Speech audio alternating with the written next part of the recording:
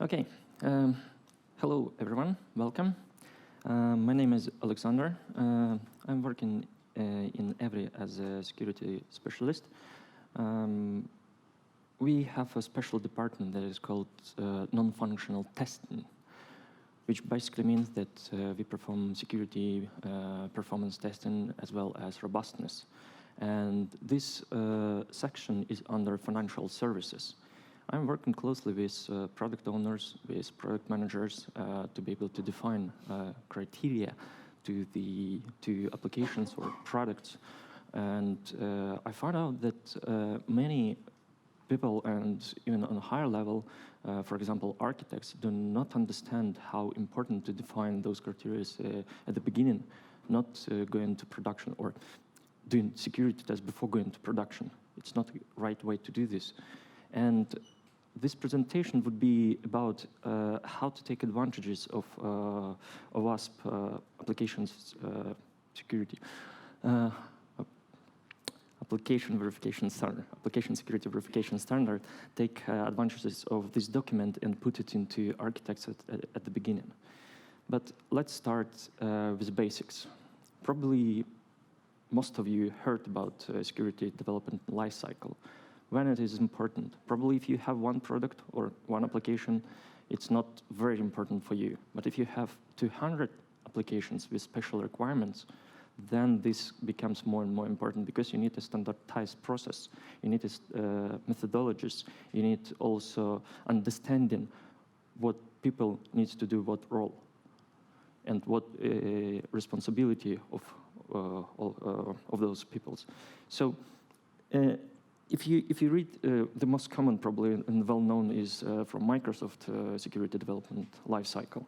But before you define actually this process, you need to answer the question, what is a secure application? Have you tried to define before? Yeah, I see some head shakes, it's good. But the question is, yeah, security. Security could be from network perspective. Firewall is also security, security component, I would say. Security could be basically from management perspective. Chief security officer in your company doing all the management things, managing all directions in your business. But when it goes to application-specific criteria or specific topics technical, then we need to have some kind of criteria to be able to define whether this application is secure or it is not. That's why we need to define SMART criteria. SMART means, if you haven't heard it, means specific, measurable, achievable, relevant, and time limited. And those specifications or words associated with spatial questions. If you gonna to answer the question whether your criteria is achievable, you are going to answer the question, are you able to accomplish it? Or, for example, whether it's specific, is it criteria defined specifically and understandable for everyone? Or it's just a general term? And in terms of achievability, I would like to refer to OWASP Top 10. Have you heard about OWASP Top 10? Yeah, good. And then if you read through the latest one from 2017, A2, which is second after injection, broken authentication.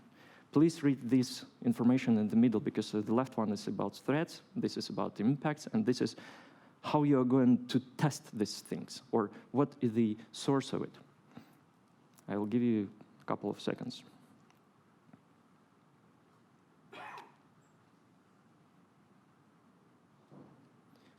Yes, good. Do you understand what do you need to do? What your application needs to be able to satisfy from these requirements? Yes? No? I would say no. From penetration testing perspective, I'm reading these things and saying, yeah, okay, and what? I could spend like 15 minutes saying, yeah, it is, there is no problems in authentication. Do you believe me?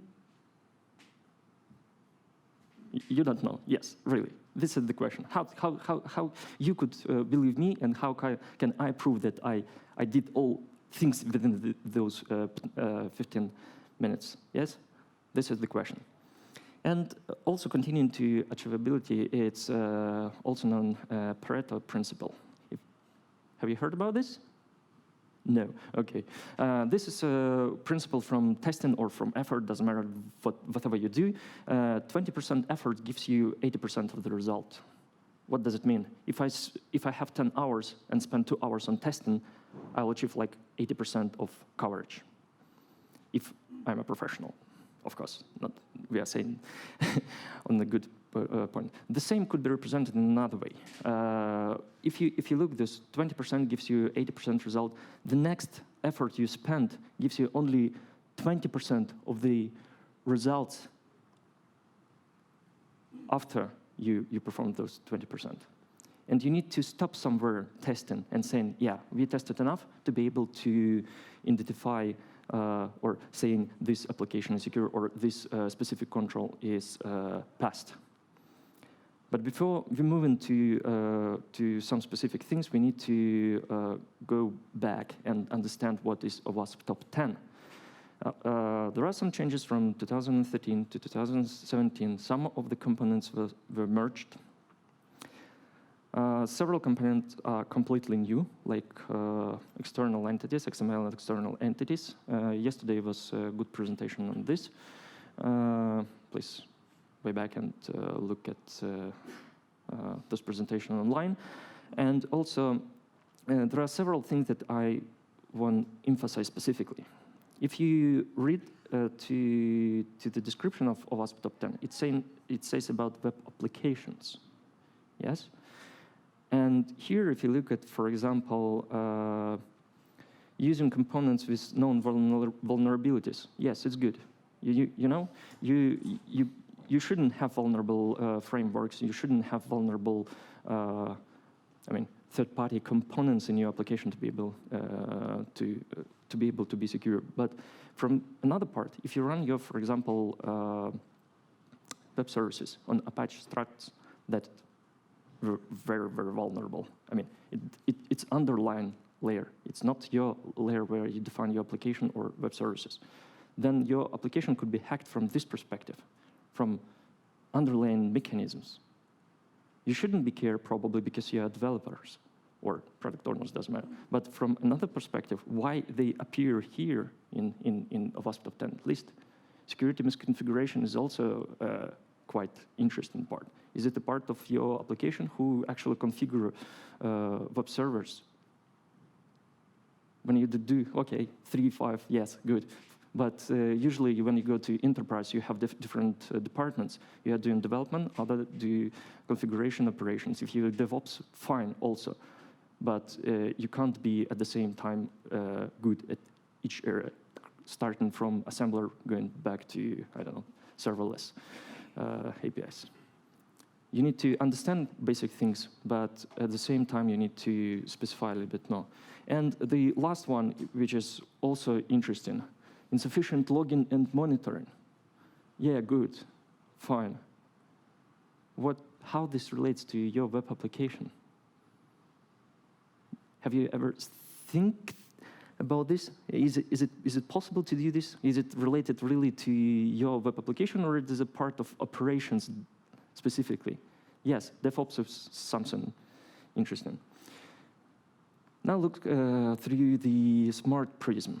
If we took input as a OWASP Top 10 2017 and try to put it through specific, for example, I would say no, it's not in general. We have seen that authentication is a general term. Your application shouldn't be vulnerable to login problems and session things. Yeah, true.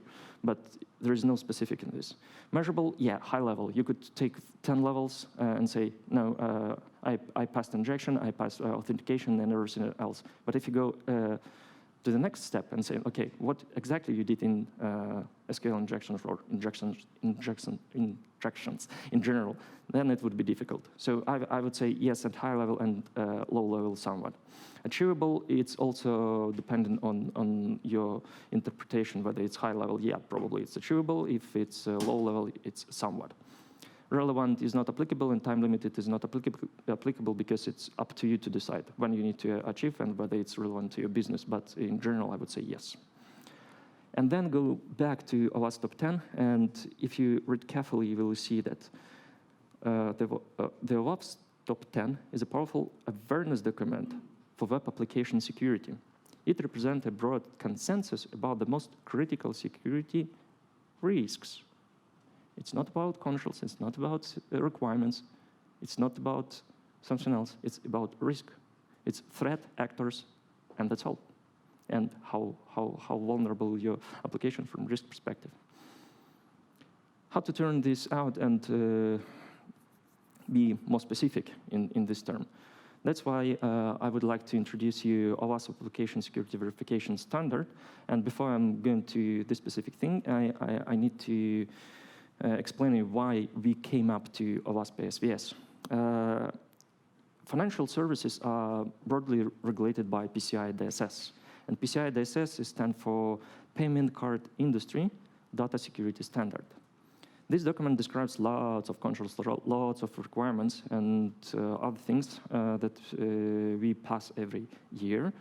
And in addition to this document refers to several external documents, such as NIST SP 800XXX documents, OWASP SANS, and so on and so forth. These documents also generate a new document, or the penetration testing guidance, that regulates how your applications, network, infrastructure needs to be penetrated during yearly activities, engagements. And these documents describe several layers. First of all, it is segmentation checks. The second one is network layer, both from external and internal perspective. External is usually you're sitting on internet. Internal, you are going or have access to the production systems. And the question is, could you extend this access? Could you get root access on the server? Could you escalate these privileges up to the next server, and so on and so forth? And the third part of this document is application layer. This layer is also described how you actually need to perform or what you need to focus and when during penetration testing of web applications. And at some point we find out if you perform all those things on 200 or 300 plus applications in productions, it would take enormous time. Yeah, just think. 300 plus applications plus network penetration testing plus internal perspective. And internal perspective in terms of applications, you have a user within your application. That's why we decided, okay, we need to go another way. We need to find a standardized process that gives us coverage with, or be compliant with PCI DSS, but at the same time has a good process of web application development. And we decided, okay, we will take OWASP ASVS since it is independent standard. It is how to say, broad free, and it could be used whatever you want. It covers many things, and I will explain what exactly. This is the main part of the OWASP ASVS. It defines the scope of the application that needs to be verified. Also, detailed description of security levels, requirements or controls. This major part exactly. I will show you how they look like, and standard mappings, for example, to PCI DSS. And OWASP ASVS covers several layers or branches, I would say. First of all, it's related to web applications, and OWASP Top 10 should focus only on web applications.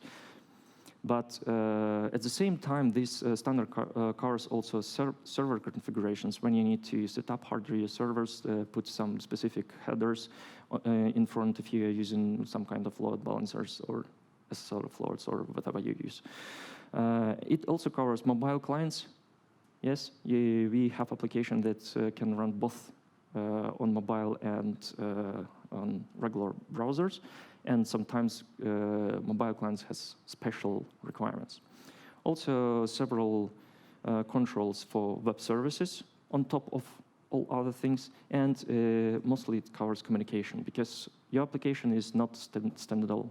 It communicates with other entities, backend systems, front-end systems. And when you are from internal perspective looking into this, yeah, you're secure from front end. But when you look at database is also encrypted. But communication between application and database goes in clear text. Whoa, cool. You have encrypted data in database, but everything is in plain text in between. Doesn't matter whether you encrypt or not. The advantages, the main advantage of this standard, it defines levels. And when you have levels, then you have a little bit flexibility to define. You not necessarily need to have a very secure application or state level. It's not probably state level. We can't protect from state level adversaries. But at the same time, you can define whether it's how advanced your application is. And it's clearly that 0.1 shouldn't be at all. This nothing. This just you start thinking about security. And all applications in web needs to have at least opportunistic level, which is level 1. And the second level is called standard, because it's standard for all applications. The OWASP ASVS say that, yes, all applications need to have this level, but not all applications can achieve it, and not all people can spend lots of energy to produce those applications. And advanced for highly sensitive information, like financial services, health, PII, GDPR, things all related that could leak data and gives you problems either in reputation or profits. When you map all the things to controls, then it gives you the following figure. First of all, on the left side, you will see that there are categories. There are 16, despite the fact that it's 19. Some of them are missing. For example, number 6. It's because of capability with previous ones. And each level has the number of controls needs to be passed to be able to achieve this level. Level 1 has the minimum one, the level 3 is the maximum one, and altogether the standard describe 183 controls, which is quite large number from my perspective. And it covers also different areas, including cryptography, for example, version 7 or number 7. Also session and access control, configurations, number 19, etc., etc. So it's grouped, and this group are specifically define it further. When it gets to the defined level, okay, the problem is I have my application, how to define what level I need. And OWASP ASVS described this in simple words. For example, it says that, okay, L1 is recommended for, I've taken healthcare instead of financial services because it's a little bit easy to understand, because healthcare is about us. And you know about this also. All network accessible applications need to have level 1. If the application process some sensitive information of medical nature, then this needs to have at least level 2. If this information is quite sensitive or very sensitive, or it's a point of sale systems within the health organization, then it should be level 3, definitely. And these levels are specifically mapped with controls. And controls look differently for different category. Here are several examples. Now look closely to these descriptions. Do you remember OWASP top 10, A2, broken authentication? Now you see 2 categories, altogether 25 controls describe OWASP top 10, A2. Here's the example. Verify all authentication controls are enforced on the server side, or verify that sessions are invalidated when the user logs out. Yeah? Probably now you can satisfy all those things. I mean, you could verify this. You could test it. You could prove it, both from testing perspective and from managers or product owners' perspective. Yes. I see that we pass, for example, 22. We need to work on those 3, and then we will be compliant. This is more a little bit specific things. And if you map all the things together, the standard can be divided into 4 huge groups. The first of all, it is architecture. You can't develop a good and secure application without thinking about architecture. Yeah, we know about Agile and other things, and functionality is added, but someone sitting on top of you or in architecture group and saying that you need to use those frameworks, you need to follow those standards, you need to have these specific requirements. Even you can't see this all things. The second one is regarding development, how to develop application in a secure way, what functions you need to use, what cryptographic algorithm you need to use, what sanitizations, URL parsing, and so on and so forth. The third part is operation and deployment. When you compile your application, you think you're done. I know there are several of you also do other things after that. But usually you send this somewhere and some magic happens going to production. And this going to production needs to be set up in a secure way. You need to set up your SSL in a secure way. You need to, or TLS, okay, so SSL is broken. Yes, that's TLS configurations. You need to set up your servers. You need to patch them. You need to do other things. If you are talking about cloud, you can't see this, but someone do this. And of course, there is a small part, but I believe it will be a larger part in next releases. It's about mobile and web services. And if you look at from perspective of OWASP top 10 PCI DSS and OWASP ASVS, you could map it in the same way. PCI DSS and OWASP top 10 are merged or intersected in very good way. OWASP ASVS is larger things. It covers more than just application or just independent things. It's more about infrastructure, security of infrastructure and application. So it's huger. And as a result, you need to spend more time on doing penetration testing, but at the same time, you could say that this part is not applicable. For example, operation deployment in cloud is not applicable to you, then you just say, okay, not applicable because I'm running my services on Amazon or Azure. That doesn't matter. That's all. But at the same time, you could use this for other things related to you. And if you map or try to compare a little bit OWASP top 10 and ASVS, we could look at this, for example, from coverage perspective. Top 10 should cover only web applications, but it's not true at revision of 2017. OWASP ASVS covers full stack from server deployment up to the application or web services. Perspective, in most cases, top 10 is black box. What does it mean, black box? That here my application, could you crack it or hack it or whatever you do your engagement. Please give us the result. That's all. From white box perspective, we need a little bit more. We need to look at source code. We need to look at backlogs or logs in general, back-end communications, and see the infrastructure and architecture of the application. And this gives you a little bit more flexibility. This is about scalability. So top 10 is, yeah, we have 10, we do not have, we can pass, we do not pass. OWASP ASVS is flexible. First of all, you could define level. The second, you could avoid several things that is not relevant to you. And measurable, it's clear, I guess. We have discussed it previously. And product sizes, of course. If you, as I said previously, if you have a small application or product, then probably OWASP top 10 is good for you. But you need to find the confident people who will explain you what exactly they did during penetration testing, not just saying, okay, you're past this of OWASP top 10. And yeah, this was theory, and now we are going to application, how to apply this in real life. If you create a process based on OWASP ASVS, then it's fine. Then you will have levels. You just need to correlate with your business process within the company, and it will be fine. I would like to give you two examples.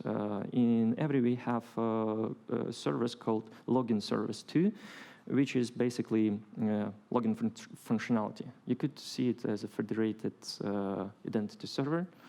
And from this perspective, I want to describe you or give a little bit more information about this. LS2 stays in front of almost all applications that we develop or is a part of our bundle or NetBank solutions. It is a first level and major security barrier before any others. So LS2 help retrieve data, so also known as secure object, and hand it over to third-party applications. So it's nothing else than contacting, for example, bank ID or contacting internal authentication servers and return back and generating some kind of token that could be sent to the end application, and then communication will go through this, or security will go through this token, and available through the internet, which is very important part. Why important? Because there are two different perspectives. If your application is talking to the internet, then you see these all things as untrusted. You can't believe the user who is sitting behind the browser on the internet. When we are talking from internal perspective or business-to-business communication, it's somehow trusted. You can't see or evaluate your customer and bank, for example, or financial institute as untrusted person or untrusted institution.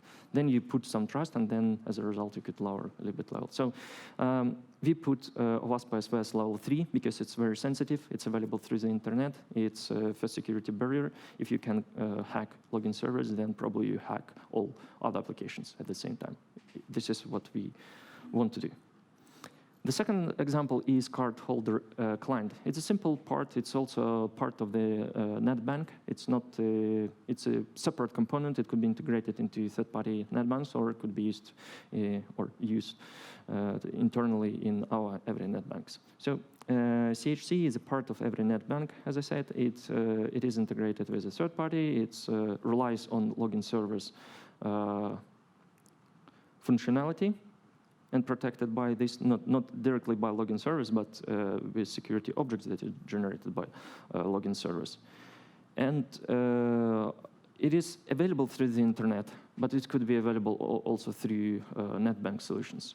And in these cases, when we deliver the NetBank solution, the full NetBank, then we consider Cardholder Client as a level 2, because we know that we have something in front, we believe this in front things, security, and we go further to reduce a little bit level and reduce effort and spend a little bit less time on penetration testing. But if you integrate into third-party components, third-party NetBanks, then you probably need to consider as level 3, and it's up to you to decide.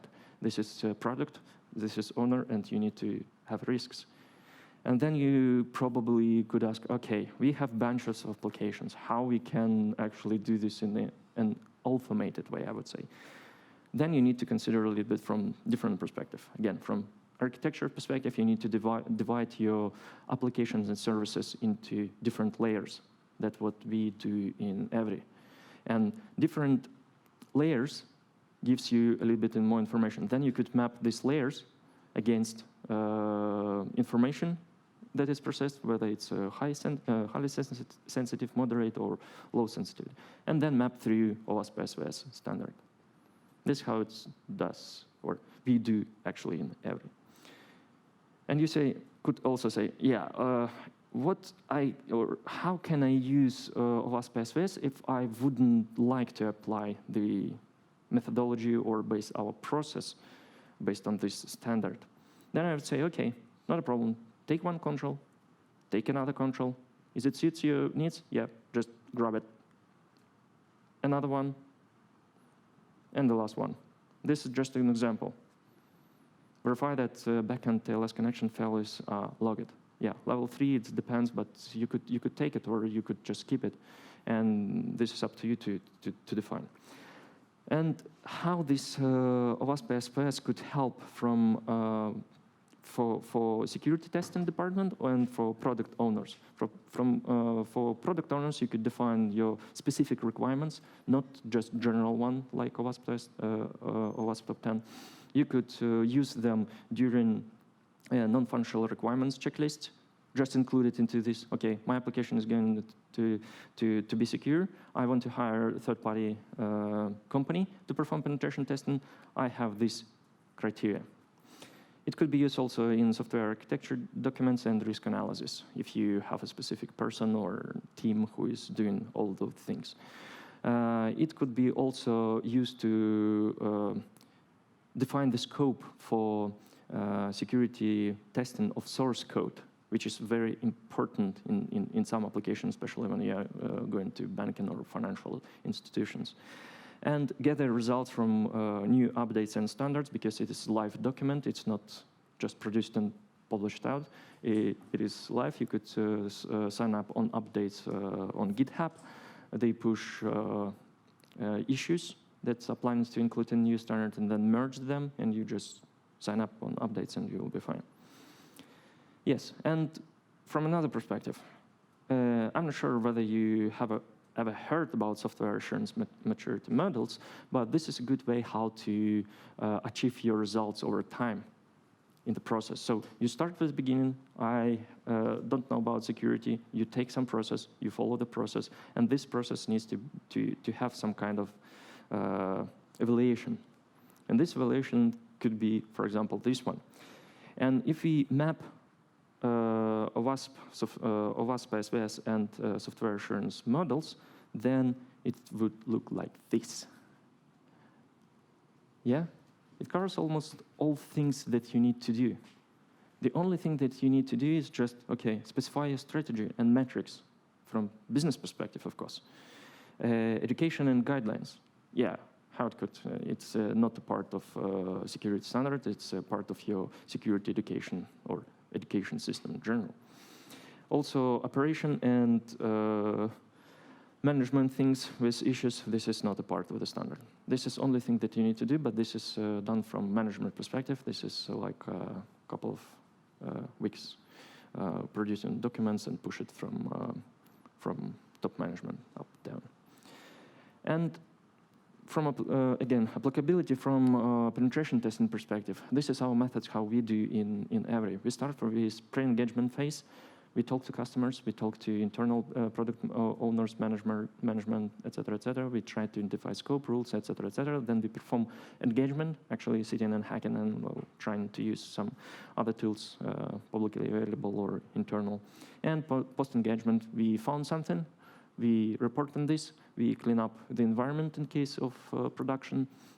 Because if you hacked production database and created several users and then also users, you need to be sure that this is all things will be deleted. You do not need extra things or security breaches. And OWASP ASVS would help you in this whole process during scoping, because you have levels, you have exactly controls that needs to be defined. Then you have rules of engagement, because you know, I need to test those 25 controls for authentication. Yeah, it's fine. Then you need to spend some time. And define success criteria. This is easy, because if you pass all 25, then it's fine. If you pass 10, yeah, no, this is bad things. Yes, and conclusion. I hope I convince you that OWASP ASVS is a very good basis to create something on top.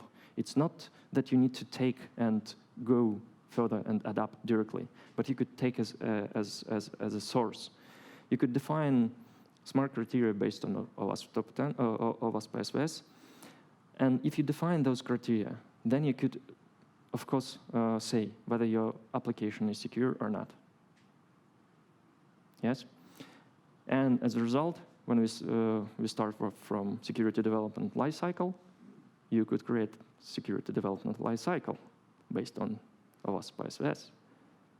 And we would have another talk after lunch about exactly SDL. I would glad to hear about this one. I guess it will be from another perspective. This is all what I want to show you today.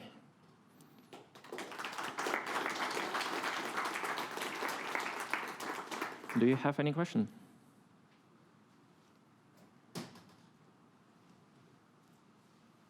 Okay. Thank you very much.